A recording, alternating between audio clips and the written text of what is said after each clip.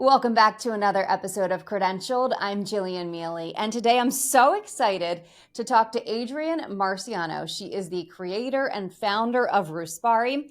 And if you're asking, what is Ruespari? All you have to do is think belts and other accessories now. Adrienne, thank you for being here. You started this company in 2016 with a few belts, you told me. And in this time, these few years, it has grown exponentially, whereas now Nordstrom is carrying some of your products. Talk to me about how this happened and where this idea came from. Thank you so much for having me, Jillian. I am so excited to be on this podcast. Um, so basically, it started in 2016. I am an avid equestrian. I've been riding all of my life, and I was going to compete in the Devon Horse Show. Which I And love, by the way. yeah, I love the Devon Horse Show. It's my hometown show, but it takes a really long time to qualify. It takes a year, and you have to basically qualify for that whole year. But what makes it extra special to me is my whole family comes. Hmm. So I was going to the Devon Horse Show with my horse called Ruespari, and I wanted some new accessories to wear. I love accessories. I've worked for Tory Burch. I've always had a love and something that drives me to fashion. I love accessories. I've always loved embellishing my everyday attire with Yes. accessories, even as an equestrian, right? So, um, for us equestrians, we always wear belts. And there wasn't anything on the market that I thought was new and innovative. And I was wearing these really tired looking leather belts that would be stretchy, and then you would have them on the last hole, and they just didn't look good. So I talked to my friend that was a fashion designer, and I told her the idea that I had. And at this stage, there were no elastic belts within the equestrian marketplace. And I consulted with her. I'm like, okay, this is what I want to do. And she really actually gave me the push to get started. And she told me, okay, here is where I think you should source the buckles. So originally, I just sourced buckles and elastic for myself. So my aunt is a seamstress. And I went over there for a glass of wine. And I said to All her, good things come from a glass of wine. absolutely. And I said, listen, can you sew me a few belts? So she got out her sewing machine and she sewed me a few of these elastic belts with a flat clasp. And I wore them that year to the Devon Horse Show, and everybody was asking me about them. Everybody was asking me, where did you get that? I'm like, actually, my aunt, she made it for me. And then I thought in my head, because I went to St. Joe's for marketing, and I thought these are very marketable. So Hmm. naturally, I started selling them from a Lululemon bag. Everyone was wanting one. It was insane the amount of need and want for this particular belt within the equestrian industry, right? So I then thought to myself, okay, I have to build a social media presence, right? I have to think of a name. Yes. All of these things came into play. And then I really kind of touched into my inner marketing skill set. And I, that's where I started. I love that. And there's so many things that you mentioned that I want to hit on one at a time. So if we can, I guess, try to think where to even begin. You created something that was a need. It was a need for you. It was clearly a need for others out there if they were so quickly asking you, where did you get that? And that need, though, very quickly expanded beyond just those riders, right? Those in the equestrian world. I've been on your website. You now make belts for men who are golfers, which I'm a golfer. So, Oh, I love uh, that. Okay. you have expanded Yeah, so much of what you're doing, but it all started with a need that you had. And that's what you hear time and time again, how great products are born is because someone said, I need this and I can't find it. absolutely. I mean, exactly. You're very 100% correct. I think that was the beauty of the situation. I was very involved in the equestrian industry, and I saw a need for a product. And the cool part about it is there's a need for belts every day when we're riding, and you don't want to wear just one, right? So a lot of my customers, they'll buy one and then they'll come back and buy three. So it's it's cool, and that led me to designing other pieces and other belts and expanding our product line. So 8 years later, it's 2024 Wow. now. Yeah. You have you have a few of your products carried by Nordstrom. As I mentioned, you've expanded your line. Talk about the work that went into those 8 years, because I know it's really easy. I'm a recent business owner. I started my business a year and a half ago. That's a And there's so many things that you don't expect. There's twists and turns, there's ups and downs, and I like having these conversations with entrepreneurs and with business owners, because I think there's so many people out there who aspire to create, who are creative at their core, but it's scary to take that jump. It's scary to take that leap absolutely. into, am I going to do something that I believe in, but that, I don't know when I'm going to get a paycheck. I don't know when I'm going to be able to hire a team. I don't know how much I can do on my own. Just talk about what you had to go through in those 8 years, and what were maybe some of the highs and maybe some of the lows. So I will tell you that you have to have a tremendous amount of drive, and you have to not be afraid to network, talk to people. I can remember about a year ago, I heard that Bella Hadid was at the horse show at the Wellington Equestrian Festival, and she was riding. We have a few mutual friends, and I knew she was there. So I had one of my friends take me on their golf cart, and I carried around a Ruspari box of accessories, and we went all over the horse show that day. And after a few hours, I saw her and I ran into her. And it had turned out that she had been at the tack store and she was buying the belts already.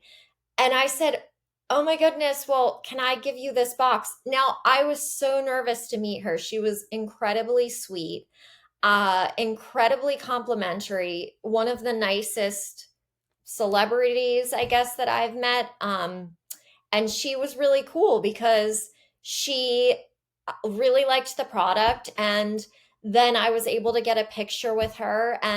But you have to be able to put yourself out there, right? You have to ask the tough questions. And, you don't want to be cheesy, but you're like, "Listen, I started this brand, and yeah, I'd really love you to wear it," right? So it's uncomfortable. So you have to put yourself in sometimes very uncomfortable, awkward situations, but they might lead to something.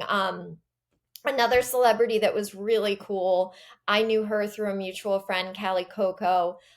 She was on The Big Bang Theory, and she has done a lot of great projects. She loves animals, which at the root of everything we do, it's cruelty free, vegan. We're committed to making cruelty free products. So I wanted to touch on that a little bit.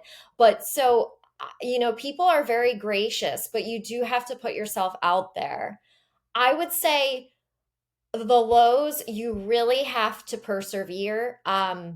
There have been many situations where I think, how am I going to get through this? Mhm. Along with big orders comes sometimes really big problems. And you have to walk yourself through it. You have to stay calm. I remember I had a customer order. It was 6,000 silk scarves. We did a custom, yeah, it was all these silk scarves.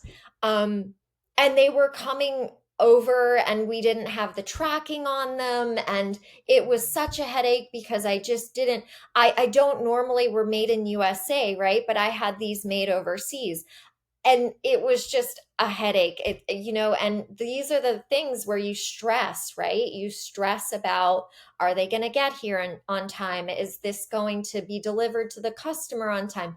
And you have to persevere, and you have to be super resilient. That's what I always say.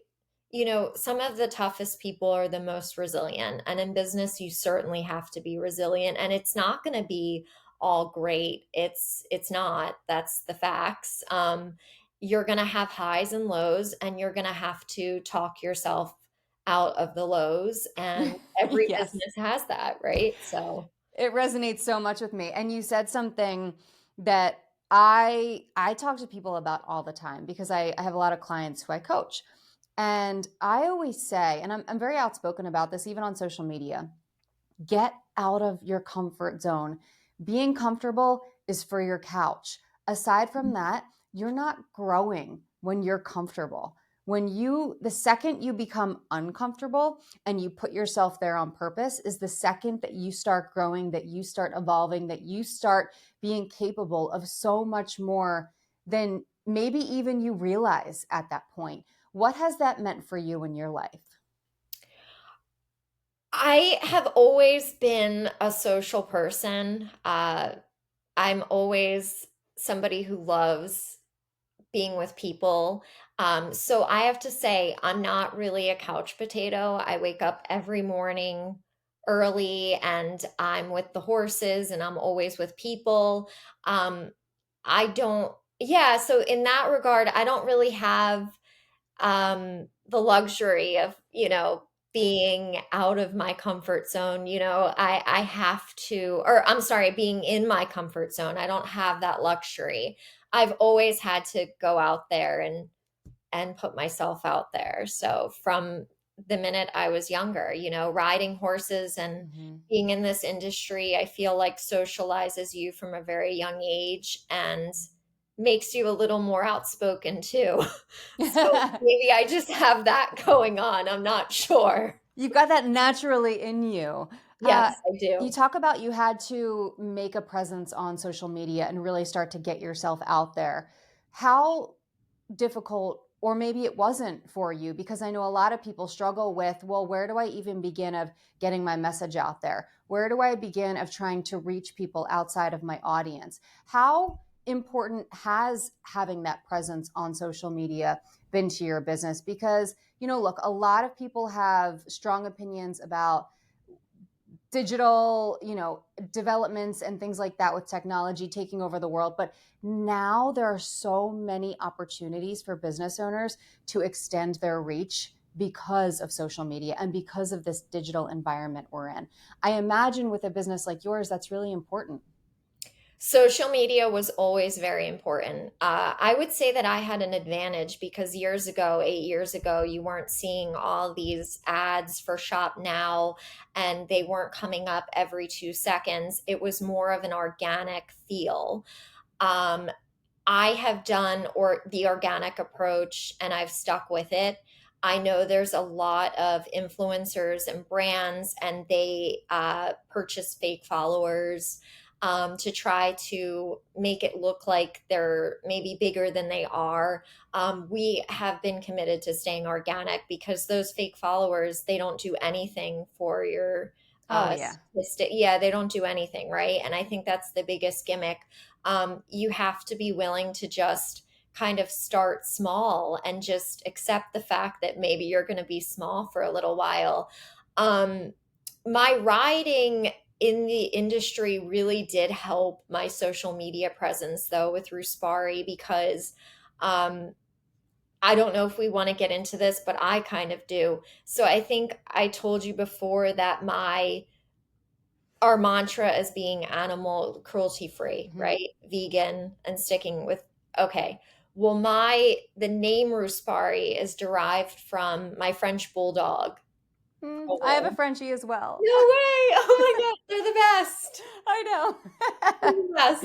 That's so You had funny. me at French Bulldog. Keep I going. know. I love French bulldogs. Oh my gosh. That's so funny. So, yeah, I have a little cream color French bulldog Pearl Roux, and then I have a horse called Laspari. And at the time when I started Ruspari, this horse Laspari, he was my heart horse. He did everything for me, and he won a lot of prestigious events, the Devon Horse Show being one of them 2 times. And then I was getting a lot of press because of that, and it kind of correlated with the social media. So I give him a Mhm. lot of credit for being able to early on kind of put me on a platform that I wouldn't have been on without him. And that's why the company is named after him.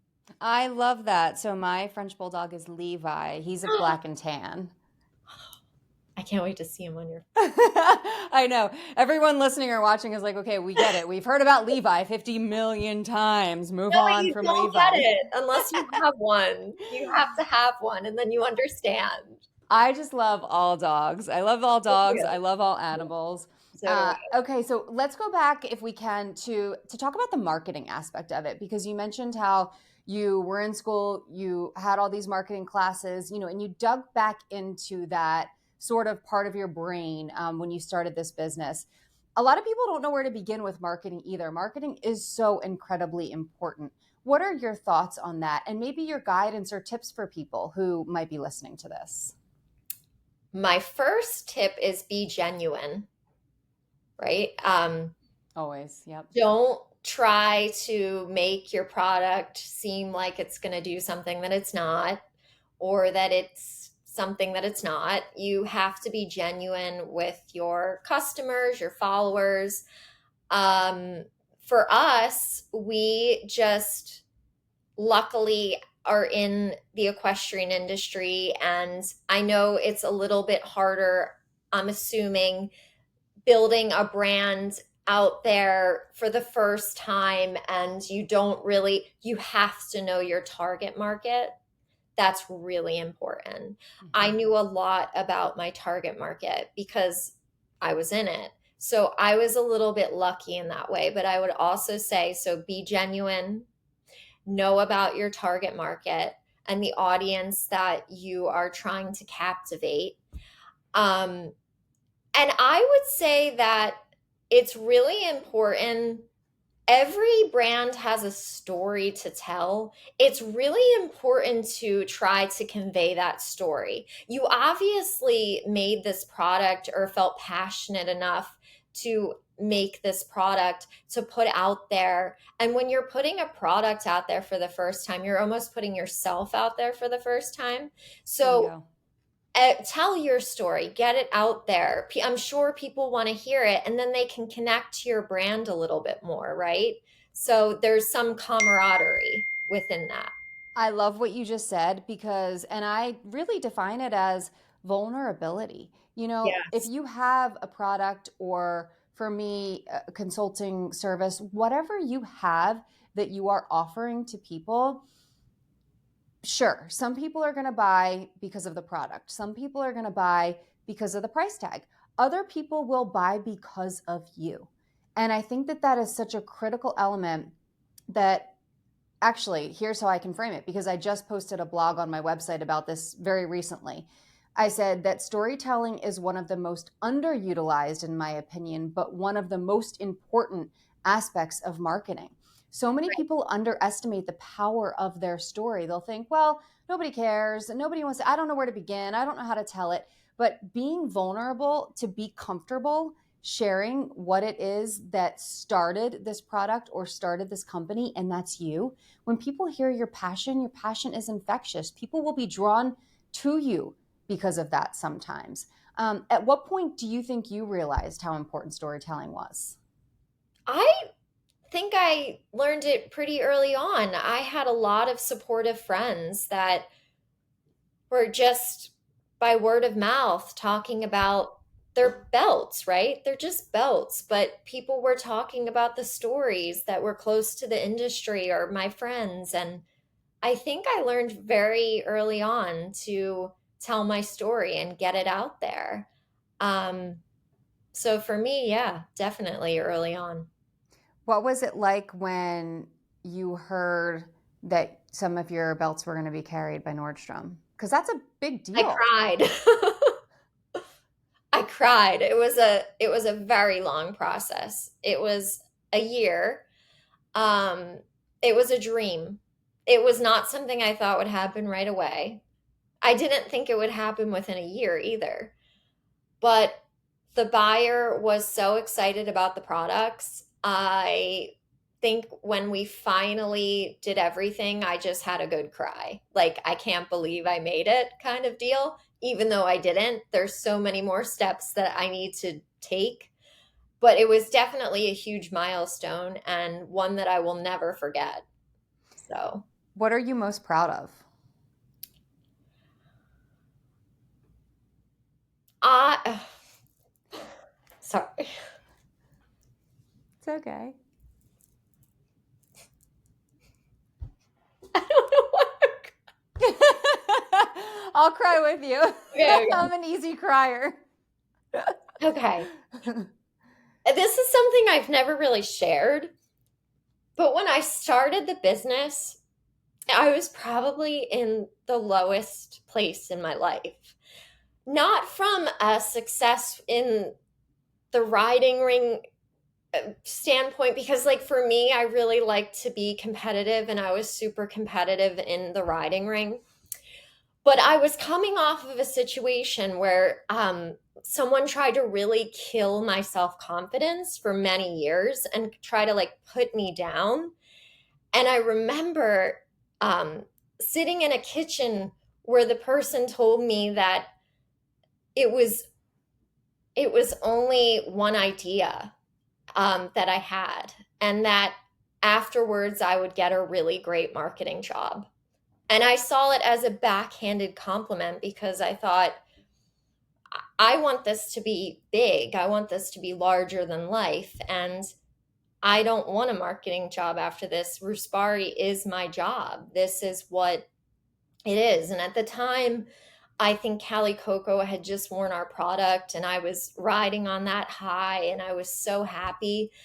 And the fact that I created something that I'm so proud of out of a time when I was really in the depths, I was in the lowest point of my life. Let me just put it that way. Um, where I shouldn't have had any self confidence. So, really, if I can do this in that kind of state, anyone can do it. Thank you for sharing. I'm Yeah. sorry to have made you cry. That was not my intention. But it's good. It's good tears, right? Because it's you It think is. back It to is. because I obviously don't know the exact situation and I wasn't there, but I can understand the sentiment of being in a really difficult time period in your life. I've been there. I mean, leaving national news, making that decision to come back to local news, and then a year and some change later, making that decision to step away from it altogether, something I worked almost 20 years for and put my blood, sweat, and tears, not quite literally, but you get the sense. I put everything I had into that.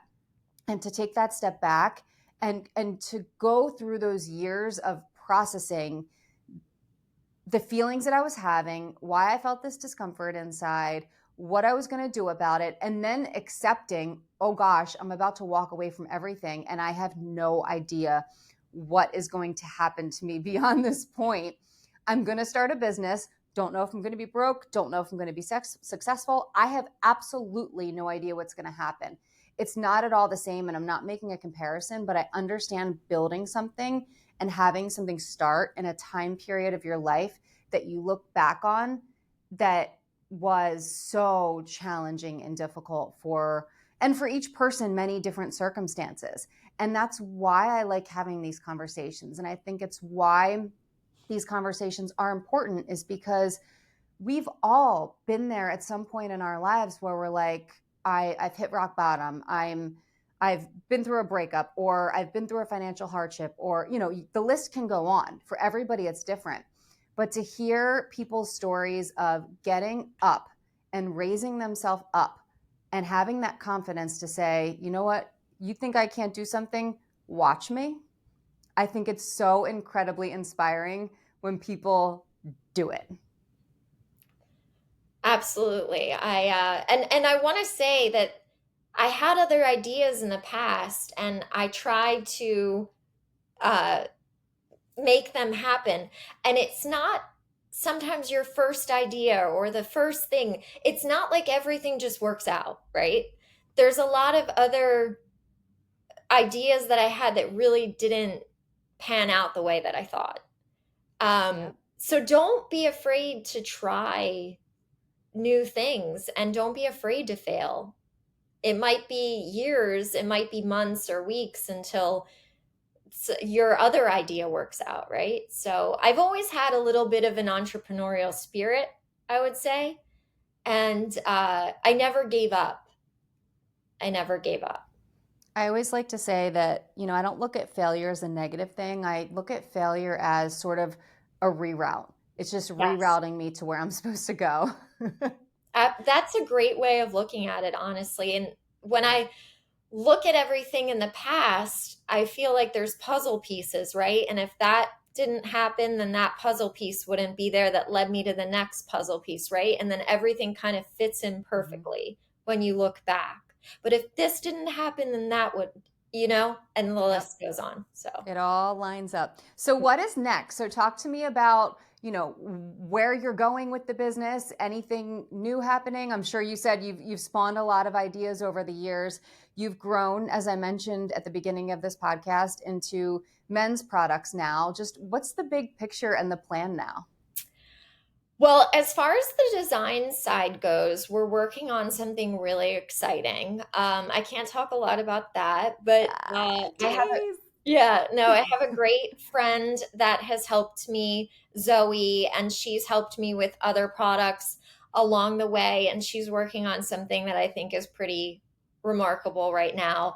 I'm always trying to evolve. We don't really stay in the same I've done a lot of migration with the products into evolving into other products, but this is something completely new, which is very exciting. And then my goal is really to branch out and do more with golf. For instance, like we have the golf marker collection that's really cool. And then expand internationally. I've been really working hard at that. It's not been easy, but that would be also another goal of mine. Yes, can you get into the women's golf stuff, please, and thank you? I would love to. It's well, I'll be your first, I'll be like the test dummy over that here. would be awesome. That would be so cool. Anything else you want to say before we leave? You've given so much just great inspiration and great guidance and advice. Is there anything else you want to say? So I think a few weeks ago you interviewed my friend Kristen Monge, and Hmm. she said something. Well, actually, her that was her old name. Kristen Harrison, yes. Yes. So that was the name I knew her from her Yep. in college. So she said something that truly resonated with me, and I actually texted her when I saw the podcast, and she said, "Just start. Just start." And so for anybody out there that is thinking about doing something and they need to figure out the perfect time, there's no perfect time. Just start. Figure out a way to start. Do it, one thing at a time, one step at a time. I had a friend that I talked to today, and she's thinking about coming out with some product and she doesn't know where to start. And I said, I will help you. I will help you start. So, you know, that would be my advice to anybody that's looking, the same as advice that she had. Just try to find the time to start. Absolutely. And before we go, I wrote a blog earlier this week, and it was about, just my thoughts on three things you could do in the fourth quarter of 2024 to set yourself up for success in 2025. And I talked about writing. I talked about getting out of your comfort zone. But the first thing I mentioned was starting something. Every single one of us has something in the back of our mind. You and I are doing it now, but even still, there's more we can do now that we're entrepreneurs. Everyone has something that they have tucked away back there that sort of rears its head sometimes and nags other times. It's like, oh, I'd love to do this. Oh, I want to try this. Sometimes life isn't perfect where you don't get the opportunity to do the grand thing that you want to do just in one moment. Sometimes it takes these little tiny steps, these little tiny, opportunities to chisel every so often. And those little tiny steps eventually turn into something really big. And I know sometimes it doesn't feel like it when you're starting something and the scale is small. But if you don't start, then you're never going to know. And so if you start taking these little steps now, by the time 2025 rolls around, you no longer have that in your head. That's part of your routine. Absolutely. I couldn't have said it better than myself, that even though I just messed up those words. It's all right. We've cried, we've laughed, we've both messed up words. Anything else that could happen during this podcast, we've entertained. I know. It's like we talked about French bulldogs. That's the fun of it, though. Yes. I appreciate you so much for being here. Where can people find you? Your website, your social media handles, anything else like that? Yes, Ruespari, Ruespari.com, and at Ruespari on Instagram, and we're on Threads now. Like how many other? I can't keep up. I know. I know. I think I've posted like 4 things to TikTok. I'm like, I can't do it. I'm one person. I can only do so much. And there are so many different avenues for I'm like, there's so many different social media. I know. Like, I can't even mention every single one we're on, right? I know. Thank you so much for being here. Everyone check it out, Ruespari. Thank you. Have a good day. And thank you for joining me. I'll see you next time for Credentialed.